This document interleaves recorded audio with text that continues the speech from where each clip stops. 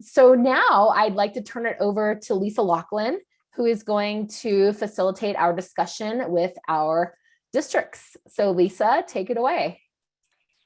Thank you, Liz.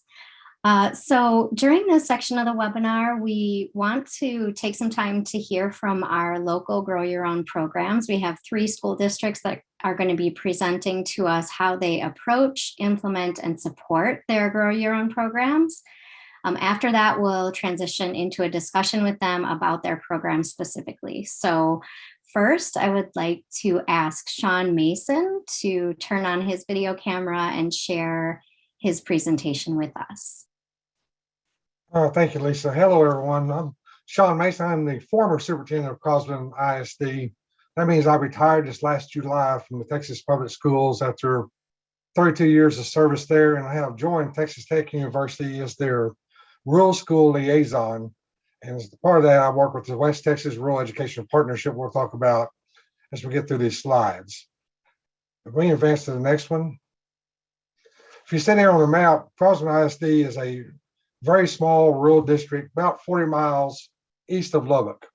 And if you go any further east from Crosbyton, next thing you hit is the 4 Sixes Ranch, which is about an hour-and-a-half drive. If you come back towards Lubbock, you cross through 3 different school districts, getting back to Lubbock in that 40 miles. So that in itself causes some unique hiring problems there for the district on the end of the road. But you see our demographics there. We are a minority majority district, also a very poor district with most of our 80% of our students coming from low income families. 35 total teaching staff, so very small school district. So if a Grow Your Own program works in Crosbyton, Texas, it can work just about anywhere. And you see what led us up to starting our Grow Your Own program. It's we had a very stable, very high performing elementary school where through a series of retirements over 2 or 3 years, we lost most of the core area teachers in the elementary. And as they all retired and left the community, the district was forced to hire more teachers as part of the community. They drove in from Lubbock. They were alternative certified, not the quality that we was hoping to find there. And that in turn led to our elementary campus being a low performing school. And it's just simply lack of quality instruction. So as part of our turnaround plan, one of our stated goals was to recruit and retain quality teachers. And that's where our Grow Your Own program really started. If we go to the next slide there, we really focused on 2 groups. The paraprofessionals within our district, and also being a small community, we were able to identify individuals within a community that may have had some college hours close to completing a college degree and recruit those. And among those paraprofessionals, we, I think our original group, we had 6 start the program there. I believe 4 of those are now employed by the district. We have recruited 3 members out of the community at large, and all 3 of those have been hired by the district. Another place we turned to find candidates to solve our problem there was teacher candidates from Texas Tech. And we actually begged our way into the tech program there. It's a tech teach. And they branched out to Crosbyton. I believe we were their first rural district outside the Lubbock proper area there, or other metropolitan areas. And they started recruiting and placing candidates out in our district. And that was made possible by one of the grants, early grants that TA provided for Grow Your Own. I believe it's cycle 1. We had 3 cycles of grants there to help support this. And to get those candidates out from Tech to Crosbyton, we paid them for their 1-year residence at Crosbyton, we paid them a stipend for that residence through that grant program in exchange for a 2 or 3 year commitment to the district. And that worked out very, very well for us. In fact, through both those groups, I think it's almost an even split on the number of hires from for the district. I believe there were 8 students from Texas Tech hired by the district, 7 right now, paraprofessionals or local community members being hired by the district. And if you go back to our program once that partnership with Tech started with the funding through TEA, we were able to expand it originally to 10 to 12 districts, depending on the cycle of the grant. We added 10 or 12 districts throughout our region, and as far away as 400 miles from the Texas Tech campus to join our group and participate in that Grow Your Own grant. As those grants phased out, I believe last year, a year before, we've taken that original partnership and we've grown into the West Texas Rural Education Partnership, with Texas Tech taking the lead. And what this partnership consists of is every major or every public university in West Texas, most of the community colleges in West Texas, and right now we have 17 school districts in the partnership, hoping to grow that to around 50 partners in that West Texas group.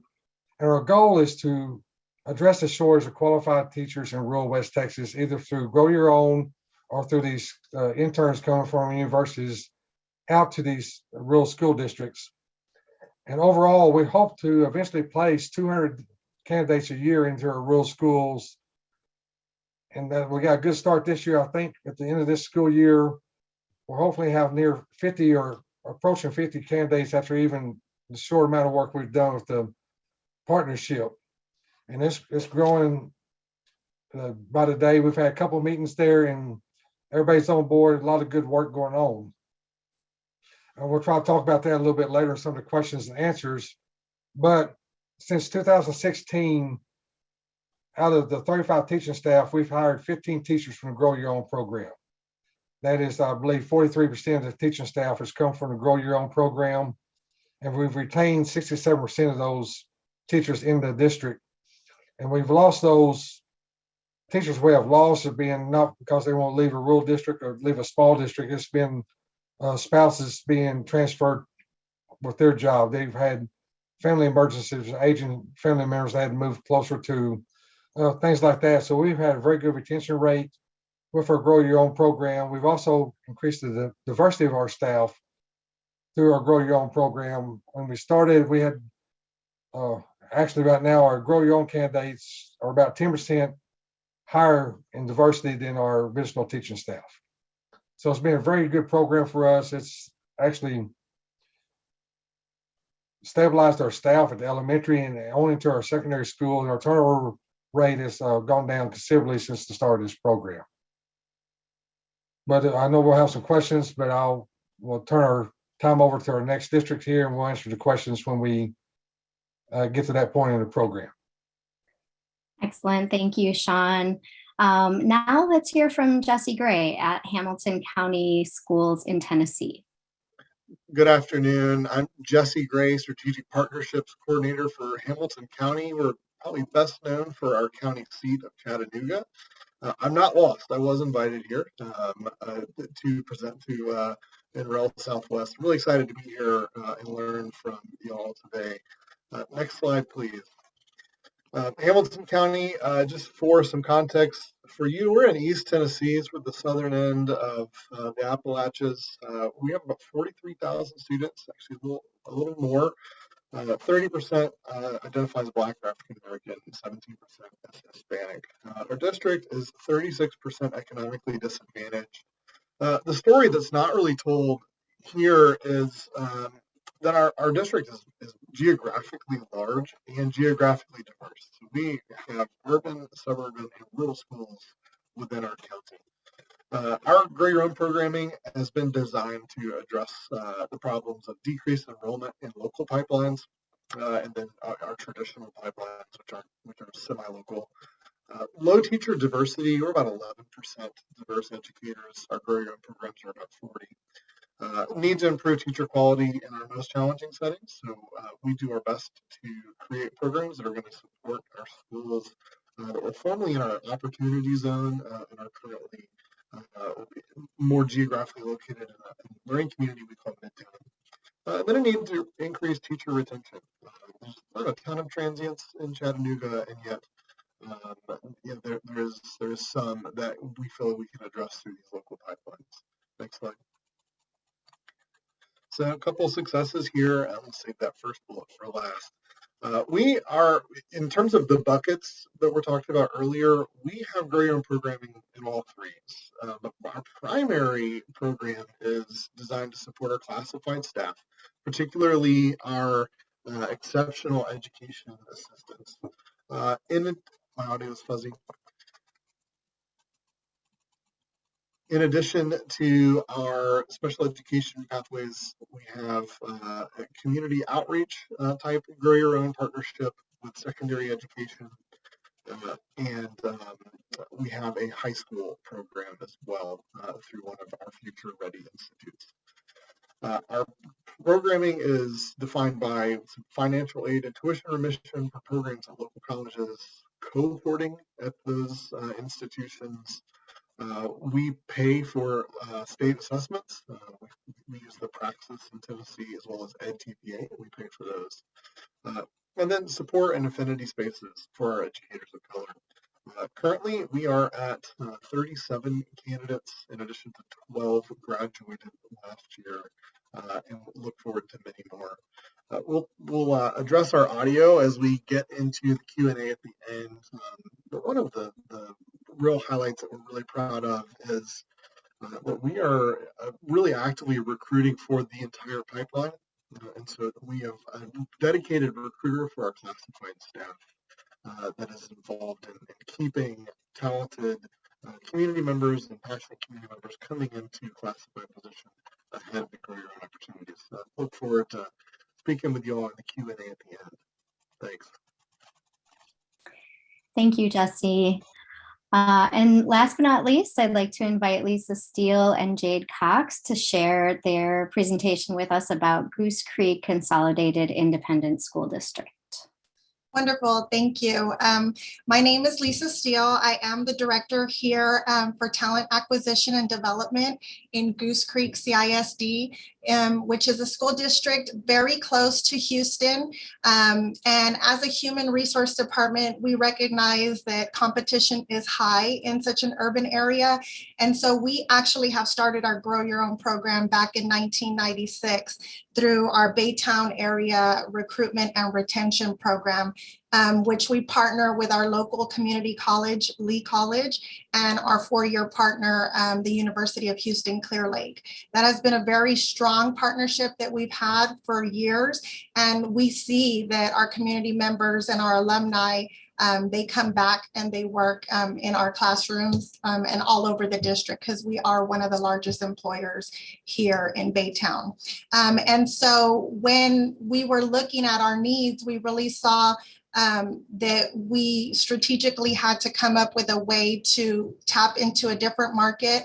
And so when we saw the TEA grant that Mr. Coleman discussed, we decided to apply for it and we were awarded cycle 3. So we're in year 2 of that grant cycle. And so we're super excited to be able to add additional, really seeking the paraprofessional side of the organization, because we do have over 300 educational aides that work with us, and we really know that they would be great classroom teachers. So our 2 Grow Your Own partners that we work with are, of course, the University of Houston Clear Lake, that help credential our educational aides and our long-term substitutes, and then also the Texas Teachers of Tomorrow, which helps on just the certification only pathway. And Ms. Cox is going to come on a little bit and just kind of share our high school side and what we're doing as a district to grow our educational and training courses into a full-blown academy model. Next slide, please. And so when I came into the district, we were really looking at closing our gap between our teachers and our students. And you can see here that one of our greatest needs is serving our Hispanic population. We do have a gap in that area. And then we also struggle with finding certified bilingual teachers and special education teachers. And so in that effort, when we applied for the grant, that was our specific targeted population that we were looking to address. And in a little bit, you're gonna see the success stories with that. Next slide, please. Okay, and so this I will turn over to Ms. Jade so she can kind of speak to our high school programs. Hello, my name is Jade Cox, and I am the CTE specialist for public services. I work with our education and training teachers and also our career academy for future educators. So we have this program at all three major high schools. The program started in the district around 2010. But recently in 2020, we started this career academy for future educators because we do see the need, a huge need in our school district for a more diverse population of teachers. So a lot of what we do when it comes to recruitment is we target those populations by the pictures that we put in our high school options booklet. And then also when we're talking to students, we tell them we want to see more teachers that look like you. So that's really one of the biggest strategies that we've been using. So as well as some of the grants funds that we've received are really being used to allow students to be able to participate in our career and technical student organizations, TAFE and FCCLA across the district. So that's made a huge difference for those students. All right, next slide. And so with that career academy and really looking at how to really engage our students and really promote their success in completing that pathway, as an HR department, we decided to host a future Goose Creek teacher signing day where we had all three high school seniors who had successfully completed the program. And we had a whole day event where they did a mock interview. We had a panel where the HR department, and you can see here the directors and our assistant superintendent, we were answering questions, kind of telling them what good teachers look like and the things that they need to do that employers are seeking. We also were able to offer scholarships to the students so that they could go to our community college partner and continue that pathway. And so that was very successful. We offered them letters as a guarantee to come back to the district once they graduate, and they'd be offered an interview with us. Next slide. And so this is the pathway that is mainly on my side of the organization, where we're really recruiting our paraeducators. As I said before, we saw that they were an untapped pool that was really in our district, serving long time, 9, 10, 15 years in our district, serving in classrooms with our students. And so when we got this funding, we had an interest meeting. Over 65 paraeducators came to the interest meeting, and over half of them already had some type of college hours. And so in recruiting that pathway, we were able, through the funds with TEA, to select 6 candidates. We went through a rigorous application process. We utilized a rubric to make sure that they were going to be able to be successful within that 2-year time period. And these are our paraeducators here. 4 have been moved on to full-time teachers in our district. We're super excited. And we have 2 more who are doing their clinical teaching next semester. We have very supportive principals, and they know these individuals. They've worked for a long time on the campuses. And so it was a very smooth transition to get them to become the teacher of record.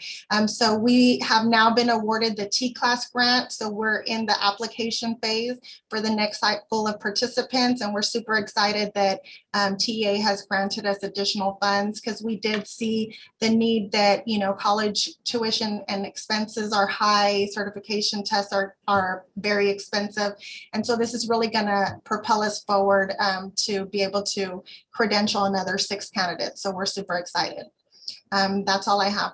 Thank you. All right. Thank you, Lisa. Thank you, Jade. Well, so before we transition into our discussion, I'd like to just invite you all to complete the feedback survey that we have. I think someone will put that into the chat box here. And just note that we really value your feedback on these webinars and use the insights from the survey to improve our events. And so please let us know if this event is valuable to you. So now I'd like to invite Jesse and Shawn and Lisa and Jade to join us back on video for our discussion.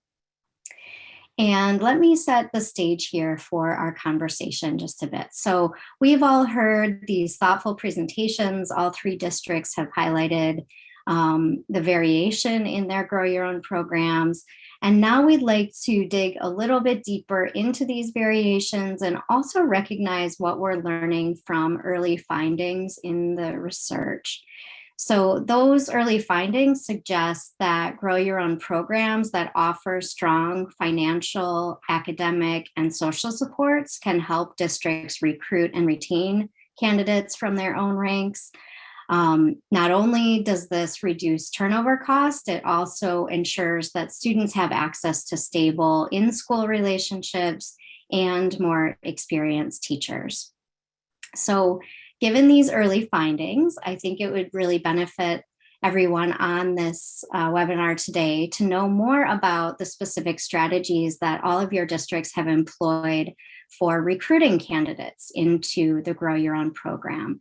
So please share with us your thoughts around recruitment, specifically as they relate to financial, academic, and social supports. So who'd like to go first? I'll go first on that one. So one of the things that we've done with our Career Academy for Future Educators, we're in the planning year of for PTech, the Pathways in Technology Early College High School. So we are converting this into a dual credit program where they're going to be able to graduate with an associate's degree in teaching from our partner college, Lee College. So that way they're going to be able to go straight into one of those four-year institutions once they graduate. We just finished up with our applications for next year in our academies, and we've seen a huge increase in applications. So we're super excited about that. The first couple of years were a little bit rocky with our numbers, but we've more than doubled this incoming cohort. So again, very excited about that. It's a huge savings to the student, to the families, by being able to provide all that dual credit at no cost. And I will jump on to say that our university partner, they're very good about coming to our district and hosting meetings with me to talk to these paraeducators, to really talk about how to transfer, to counsel them, to advise them. And so we have that usually once in the spring and once in the fall to kind of get that interest going, to say, you can do it, how can we help you do it? And we have a really good, strong connection to be able to do that with those participants. Jesse or Shawn? Jesse? Yeah, can you hear me? Yes. Excellent. So I highlighted one thing. We've got sort of three different buckets of programming. The one I'll highlight here is the use of a recruiter to identify talent need. A talent pipeline for our classified staff, because one thing we discovered really quickly is that as we skim off the top of our most talented paraprofessionals, we have to backfill them, and that is not easy to do. It's certainly, I don't think it's any easier than our certified teachers. So keeping the keeping the pipeline, if we're to extend the analogy out a little further, flowing, required a lot of forethought, as very, very delighted to have that resource in place now. Secondarily, we're heading into our third year, and I will say that recruiting last year was a little easier than the first. This year might be a little harder. I think especially as you identify some of that top talent in your paraprofessional, in this case, I'm highlighting that program, in your paraprofessional talent pool, it is more difficult both to replace and then to replace with folks that are looking for that same level of opportunity. And so we're hosting a lot of information sessions around our district, 78 schools. And so we're trying to get in-person recruitment happening. We have several former college recruiters on staff, and they're utilizing a lot of the same strategies that they used to bring students into their universities. So we're definitely on the ground a lot, having a lot of personal interactions with a great deal of frequency around the district. Thank you, Jesse. Shawn, how about you? Well, ours being such a small district, recruiting was much easier than the two larger districts you've heard from. When you walk down the hall and talk to every paraprofessional you have in 10 minutes, recruiting style on that, it's easy to get the word out and meet with those folks to get them in. But the biggest thing we did was when we developed this program, we had to build a culture of growth with our students, and that we tried to spill that culture of growth onto our staff as well. Now, our paraprofessionals, work with them and create that culture, that expectation of advancing your education. Let's be teachers. Take your teaching staff and work with them, and through that culture, encourage them to seek that higher level degree. Go for your master's degree. Work for your doctorate degree. And that culture of growth probably led more to our growth as a whole than anything else. And I contribute that a lot to our principals. They've worked very hard at that on their campuses to establish that for our students and our teachers. And also we had a great university partner as well to recruit our tech students there. They did that for us and sent them out to us to participate in our rural programs. Excellent. Thank you, Shawn. Well, so now I'd like to turn to the idea of teacher retention. Grow Your Own programs have been noted for their potential to reduce teacher turnover in hard-to-staff schools because candidates in these programs often have expertise in underserved school environments and the desire to give back to the community to which they have ties. Yet they're often coming through a non-traditional pathway that may make additional or unique supports necessary. So can you say more about how you would describe the needs and characteristics of the candidates that go through these programs and ways that you provide targeted supports to retain them? So I'll speak a little bit on that. We are targeting a very specific population that is very challenging and very difficult. Bilingual certification in Texas requires about 5 different certification exams to become a bilingual teacher. And a lot of these students are working full time and they're taking courses at night. So the funding, number one, was a huge factor. And they signed a 3-year commitment after they become a teacher of record to stay with us in the district for 3 years, which we don't foresee as a problem because they've been a long time employee with the district. But then also the academic support, we recognize that they're going to need help both in certification areas and in their coursework. So as a district, we pull them, and we work with them as a cohort. We pull them into the district. They get a days to study and do coursework. They get time to study for their certification exams. We do release time when they're taking their test. And then we work one-on-one. If one particular participant needs more time, we work with the principal to make sure that they have that allotted time while still working in the district.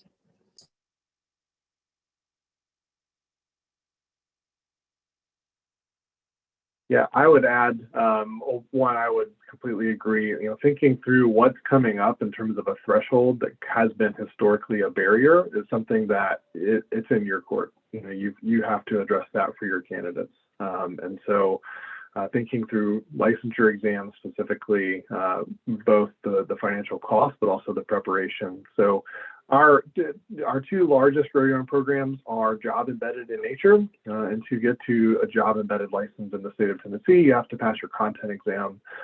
So we provide the financial support to pay for that exam, in addition to one-on-one or small group tutoring. Secondarily, I think just generally being flexible and having boots on the ground and ear to the ground, whatever the metaphor is, for staying on top of what the needs are of the cohort is really important. And so my background is in instructional coaching. I happen to be in HR now, and so I am observing and giving feedback to teachers.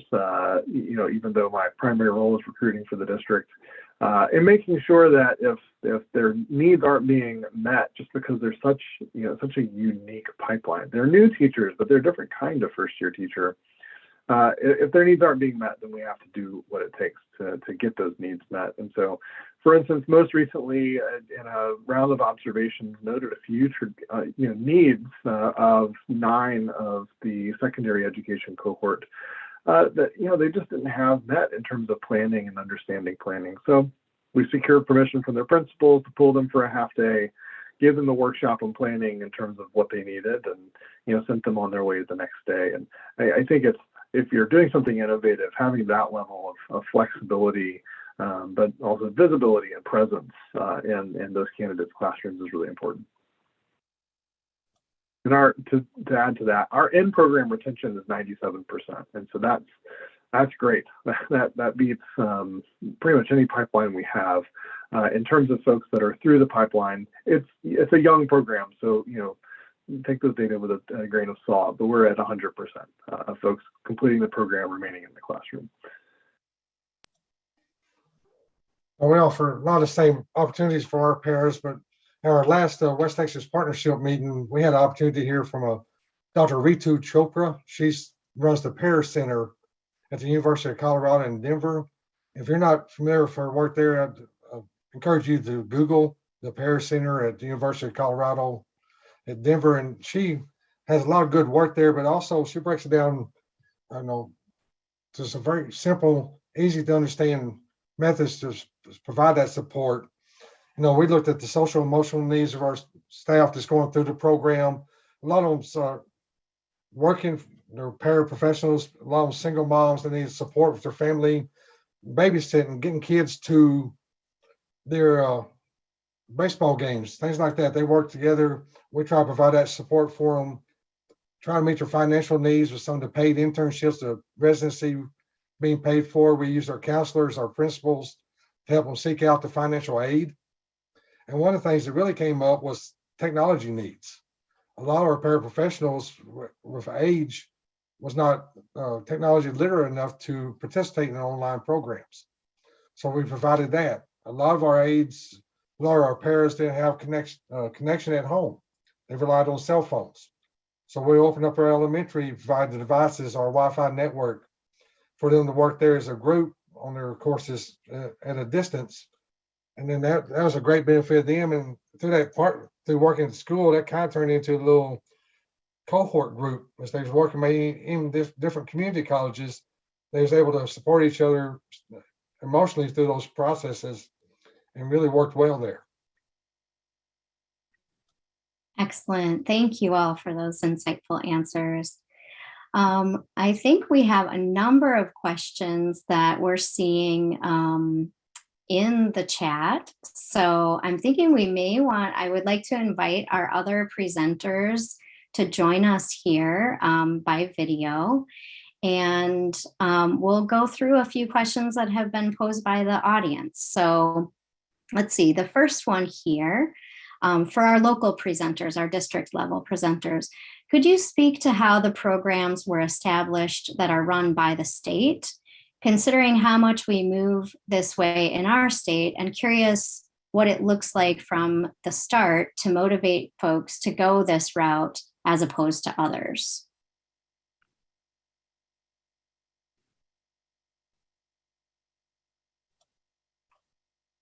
Well, I think working from our perspective in a small district, we rely a lot on our higher ed partners on this partnership with TEA and the grant process, but also I'd applaud Ron and his staff. They TAs really, they streamlined the application process and made application for these grants very, very easy. I say easy.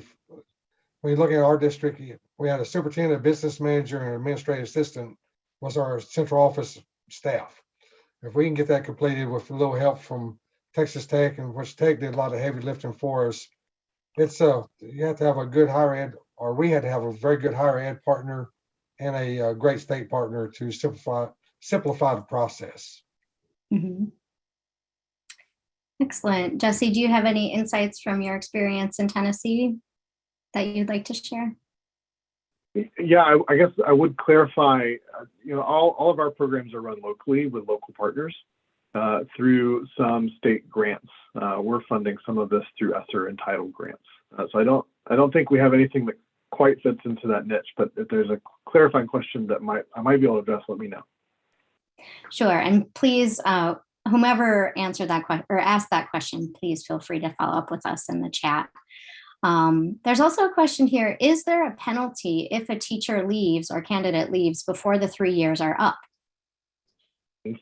Yeah, absolutely. So we make it commensurate with what we pay in. So for instance, our SPED pathway involves tuition discount, and then we pay half the tuition.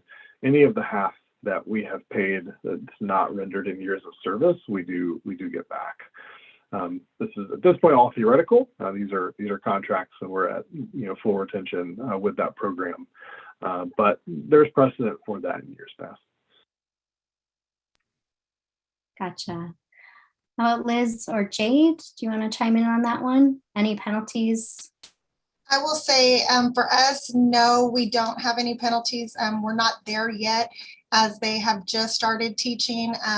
We hopefully won't have to go down that pathway, but since their pathway is grant funded and they've already received it, and as a district, we did not, give them that money. I don't see how we could penalize them, but I do see that the candidates that we chose critically, and we had that, and hopefully we will keep them beyond the 3 years. That's great. Shawn, how about you?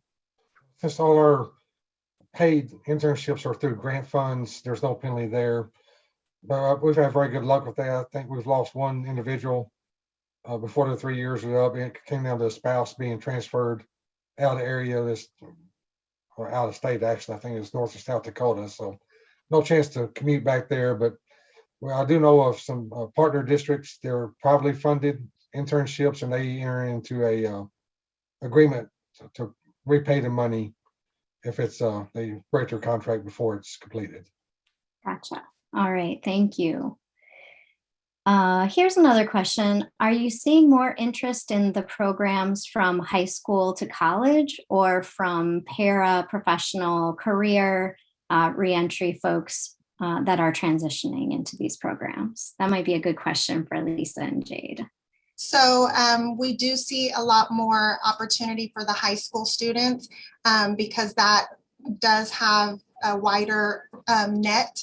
And so for us, we were limited to only 6 participants from the para side per grant cycle. We were awarded the T class to add an additional 6, but it is a smaller population, so the impact is a little bit less, but we're hoping, eventually we'll get to be able to have more candidates. Excellent, that makes sense. Okay, then there was a question from Suzanne just around the grants, and she's asking, can you please clarify if the grants are available to any district in the US or only in Texas? I believe the answer to that is only in Texas. There are other state-wide programs in other states, so wherever you're from, Suzanne, you might want to look into that to see if your state education agency has a similar program. Let's see, it looks like, Joseph, maybe your question was answered via chat. I'm hoping that's the case. If not, please chime in. And I'm wondering, Liz, maybe if you can help me if there are other questions that I've missed. But I think, yeah, maybe we're good to go. Yeah, I think we covered the critical mass of questions. Okay. And if we didn't get to your questions, Dory or Mia, I don't know if there's a REL Southwest email address that people could email additional questions to if they either were missed or weren't answered, or they didn't have a chance to, to pose their question. Along those lines, we do have a feedback survey, and the link is posted in the chat. Dory just posted it at 3:27. So before you do sign off, if you could complete that feedback survey, it would be greatly appreciated. And as we're wrapping up here, I would like to thank all of our speakers and panelists for engaging and putting together your presentations and engaging in the discussion afterward. And everyone who attended, we hope you found the presentations useful and relevant to your work in supporting education in your communities and the development, recruitment, preparation, and retention of educators.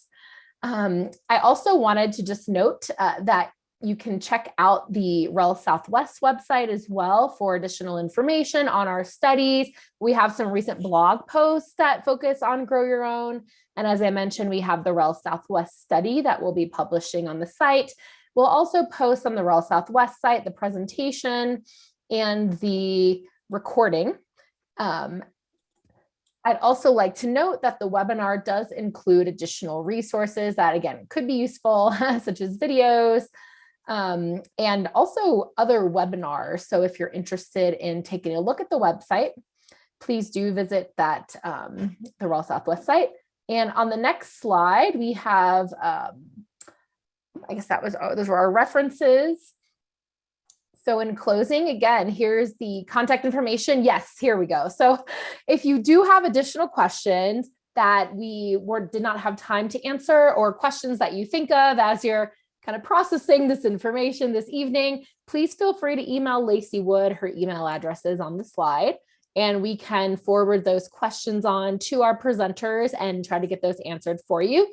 You can also follow REL Southwest on Twitter. Again, there's the REL Southwest website, and the feedback survey link is freshly posted in the chat. If you could click that, even if you don't take it now, just have it open in your browser. Maybe you can take it tomorrow if you have time. So again, thank you to all our presenters and all our participants. We hope you all have a nice winter break here coming up soon. And thank you for joining, and enjoy the rest of your day.